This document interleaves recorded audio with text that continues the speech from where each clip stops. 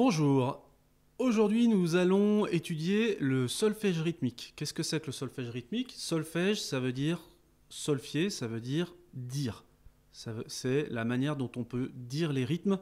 Le solfège rythmique, c'est la manière dont on peut dire la musique. Donc quand on lit de la musique, il faut pouvoir la dire pour pouvoir soit la souffler dans son instrument, soit la taper sur un instrument à percussion, soit la frotter sur un instrument à cordes ou la pincer sur un instrument à cordes pincées. Solfier, c'est comprendre la musique et c'est savoir ce qu'elle veut dire. Alors, quand on va lire de la musique, on va se référer à cette page de solfège rythmique. Donc, on va tout de suite regarder le premier rythme. Le premier rythme, c'est un rond comme ça s'appelle une ronde. Un rond blanc. Et ça se dit ta, a, a, a. Et on doit dire chaque parole. Le ta, c'est la note qui tape, et les a, c'est les notes qui ne sonnent pas. C'est-à-dire, elles correspondent aux pulsations, mais on ne joue pas. Ou alors on fait durer notre note, mais on ne refait pas de note. Alors, on va mettre un métronome. 1, 2, 3, 4. Ta, a, a, a. Donc on doit tout dire en même temps que le métronome. Et on va taper sur le ta. 3, 4. Ta, a, a, a. On compte jusqu'à 4 avant de démarrer. Pourquoi? Parce que là, il y a écrit 4, 4 au début du morceau. Et ce qui nous intéresse, c'est les chiffres du haut. 4, ça veut dire on compte jusqu'à 4 avant de partir. Il y a 4 temps dans la mesure. Et les temps, c'est les paroles qui se terminent par un A. Et on voit bien, ta, ça se termine par un A. Et ensuite, il y a 3 A. Ça fait en tout 4. 4 temps. À la mesure suivante, on a 2 blanches. Les blanches, ce sont ces rythmes-là. Et donc, il y en a 2. Une blanche, ça se dit ta, a. Et puis une deuxième, ta, a. Donc, à nouveau, ça fait 4 temps, puisqu'il y a 4 fois a. Ensuite, à la ligne du dessous, on voit une noire. C'est ça, là, comme une blanche, mais noire. Et ce petit zigzag, c'est un soupir ou un silence. Ça se dit a. Donc, ça, cette ligne et cette ligne, ça se dit pareil. Ta, a, ta, a, ta, a, ta, a. La différence, c'est que la blanche, elle dure. Donc, ça va faire ta, ta, sur les instruments qui peuvent faire durer. Sur les instruments qui n'ont pas de durée, ben, on n'entendra pas la différence. Ta, a, ta, a. Par exemple, sur une caisse claire, je ne peux pas faire durer ma note. Ta, a, c'est impossible. C'est ta, a, ta, a. Par contre, sur une cymbale, ta, a, et ensuite j'arrête. Donc, suivant l'instrument qu'on a, avec un violon, on peut faire durer les notes si on joue avec l'archet, mais si on joue en PIDS, on ne peut pas faire durer. Voilà, mesure suivante. Donc, on a mélangé les 2 nouveaux rythmes qu'on connaît, ta-a, la blanche, suivi de ta-a, la noire, avec un soupir. Alors, à la mesure suivante, c'est intéressant, on a un nouveau rythme, on a des croches. Là, il y en a 2 de suite, et elles sont accrochées l'une à l'autre par une barre.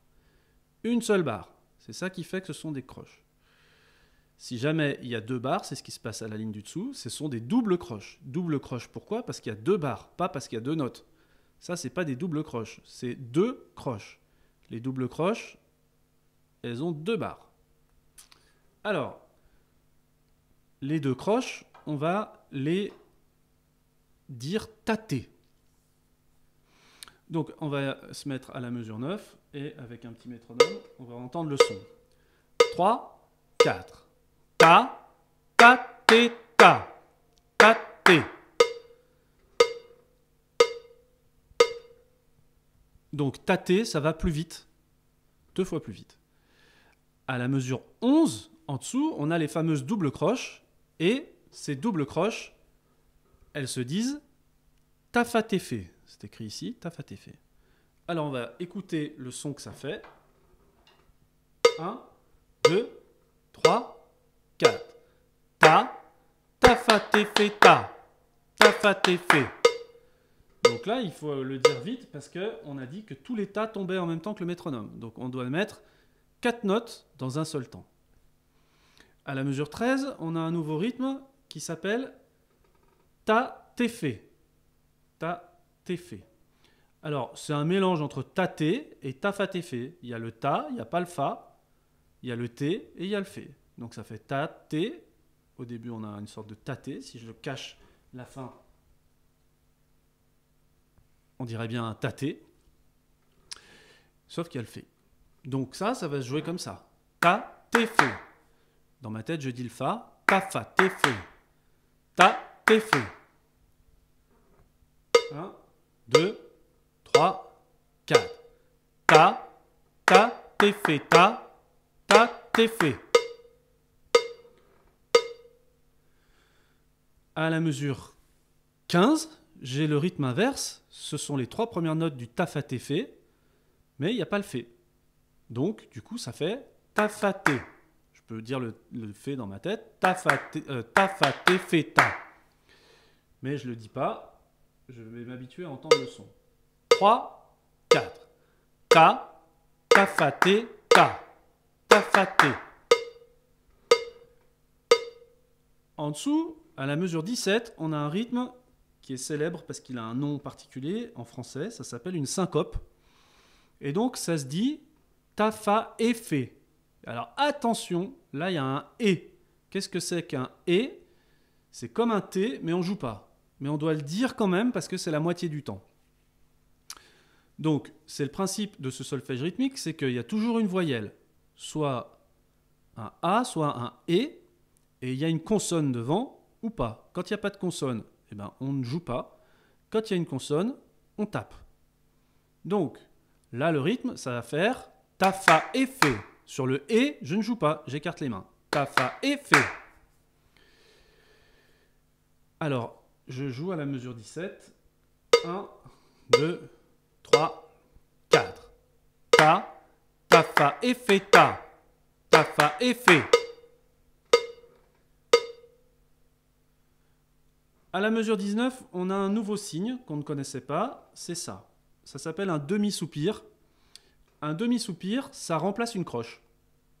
Donc là, ici j'avais ta, té, ta. Et bien maintenant, mon demi-soupir, il remplace le ta de tâter. Et ça, comme je l'enlève le ta, j'enlève la consonne, il ne reste plus que la voyelle, et ça devient un a. Ta, té, ta. Té. Donc je taperai que sur le t. Ta, té, ta, té. Voyons maintenant la page 2 du solfège rythmique. On a remis ta, té, ta, ça on connaît tous. Ta, té, on connaît. Ta, là il peut y avoir 2 tâtés de suite. Et on peut enchaîner un tâté avec un at, ça c'est assez simple. Alors attention, là il y a une petite particularité des croches, c'est que les croches, elles s'accrochent et se décrochent. Donc, on a le droit d'accrocher cette croche avec celle-ci. Là, elle n'est pas accrochée, donc elle a le bras qui pend. Mais je peux lui faire donner la main à celle qui est là, même s'il y a un demi-soupir au milieu. Donc, ça fait ta, té, ta. Ça se joue. Ta, té, ta. À la mesure 26, on a un nouvel élément qu'on ne connaissait pas, c'est la liaison. Cette espèce de trait qui relie une note à une autre, ça s'appelle une liaison. Et alors, qu'est-ce que ça veut dire? Ça veut dire que la note qui est là, on ne va pas la rejouer. Donc ça devient un A. Et si on a un instrument qui peut faire durer la note, on la fait durer pendant qu'on dit A. Donc ça va être ta, té, té, ta. Et si j'ai un instrument qui peut faire durer, ça va être ta, té, té, ta. J'ai fait bien poursuivre le son de ma voix. Ensuite, on connaît tout et on arrive à la mesure 28. Là, on a un silence, un demi-soupir qui tombe sur le T. Du coup, on ne va pas dire A, on va devoir dire E, parce que c'est à l'endroit du T. Ta, E. Ta, té, ta. Ta, E, A, té, ta. Donc le demi-soupir, suivant l'endroit où il est, il peut s'appeler E ou s'appeler A. Attention, il faut toujours faire attention où est la pulsation. Donc si il se trouve après un ta d'une croche, ça devient un E. Et s'il se trouve après un ta, une noire, eh ben c'est un A. S'il tombe en même temps que le métronome, c'est un A. S'il tombe à contre-temps du métronome, c'est un E. Alors on va voir maintenant la page suivante.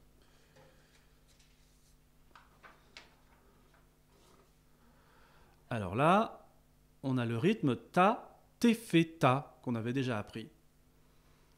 Ta, ta, té, fé, ta. À la ligne suivante, 31, on remplace la croche du ta, té, fé par un demi-soupir, on a le droit, et du coup on ne le joue plus.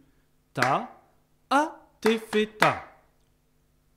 À la ligne suivante, on a une croche pointée double. Alors, ça c'est une croche pointée parce qu'elle a un point, c'est une croche parce qu'elle n'a qu'un trait, et double parce que c'est une double croche, elle a 2 traits là-haut. Donc ça se dit ta, et fé. Ta, et fé. Et ça se joue de la manière suivante. 3, 4, ta. Ta, et fé, ta. Ta, et fé. À la mesure suivante, on a le rythme ta, fa, té. Donc c'est comme ta, fa, té, fé, mais il n'y a pas de fé. Là, au niveau du fé, il n'y a plus rien. Et ça se joue comme ça. Ta, ta, fa, té, ta, ta, fa, té. Et enfin, à la mesure suivante, on a la même chose que ta, fa, té, mais avec un demi-soupir à la place du té. Et donc, ça devient un et. Et ça va se dire ta, ta, fa, et, ta, fa, et. Alors, j'ai corrigé au crayon, c'est un peu cochon, mais c'est là qu'il y a le fameux et, ici et ici. Voilà, une fois qu'on sait faire ça, on est prêt pour déchiffrer une partition de musique. Et on prend la partition caisse claire numéro 1, et on met un métronome, et on va déchiffrer la première ligne. 1, 2, 3, 4. Ta, a, a, a. Ta, a, ta, a. Ta, a, ta, ta, ta, a. Ta, a. Et maintenant la deuxième ligne. 1, 2, 3, 4. Ta, ta, té, ta, ta, ta. Ta, té, ta, ta, té, ta. A, ta, ta, té, ta, ta, fa, té, fé, ta, a. Et maintenant, la troisième ligne. 1, 2, 3, 4. Ta, ta, té, ta, té, ta. A, ta, té, a, té, ta. Ta, a, té, ta. A, té, ta. Ta, té, a, té, ta. Maintenant la quatrième ligne. 1, 2, 3, 4. Ta, a, té, a, té, ta. A, té, a, té, ta. A, té, ta, té, a, té, ta, té, a, té, a, té, ta, té. On arrive à mesure 17. 1, 2, 3, 4. Ta, té, ta, té, ta. Ta, fa, té, fé, ta. A, té, ta, fa, té, fé, ta. Ta, fa, té, fé, ta, fa, té, fé, ta. Ta, té, ta, fa, té, fé, ta, fa, té, fé. On arrive à la mesure 21, l'avant-dernière ligne. 3, 4. Ta, té, fé, ta. A. Ta, té, fé, ta, té, ta. Ta, té, fé, ta, té, fé, ta. Ta, té, fé, a. Ta, té, fé, ta, fa, té, fé, ta. Et maintenant la dernière ligne. 1, 2, 3, 4. A, té, ta, té, fé, ta, té, a, té, ta, té, fé, ta, té, ta, té, fé, ta, fa, té, fé, ta, té, ta, té, fé, a, té, ta, té, fé, ta, fa, té, fé, a, ta, a. Voilà, c'est ça le solfège rythmique, le début de notre solfège rythmique. ça permettra au fur et à mesure de progresser en étant capable de déchiffrer des rythmes et d'entendre le son qu'ils font, et donc d'être capable de les jouer. Voilà, ce langage peut vous paraître un petit peu curieux, mais il est très pratique, et donc il faut toujours dire les rythmes à haute voix, c'est ça qui va vous faire progresser. Faites-vous plaisir, amusez-vous bien, et surtout, soyez persévérants. Si vous trouvez que c'est un petit peu difficile, c'est pas grave, on fait et on refait, il faut prendre le temps nécessaire, ça viendra de toute façon. À bientôt.